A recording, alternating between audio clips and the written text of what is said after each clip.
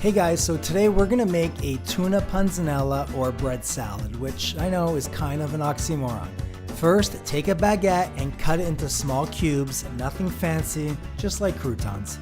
Then we're gonna toast them in the oven for about 10 minutes until they become nice and golden. Next, slice your tomatoes in half and crush them with your hands. You want all those sweet tomato juices to come out. Add a splash of water, some salt, some pepper, and then your onions. Now you want to use the good Italian tuna. Then you want to add some really good olive oil, a splash of red wine vinegar, and lots of fresh basil. Just rip it up with your hands. Add your toasted croutons to a bowl along with your tomato mixture and stir well. Let it rest for about 5 minutes so all the flavors come together. And there you have it, a classic Tuscan bread salad with a tuna twist. Buon appetito!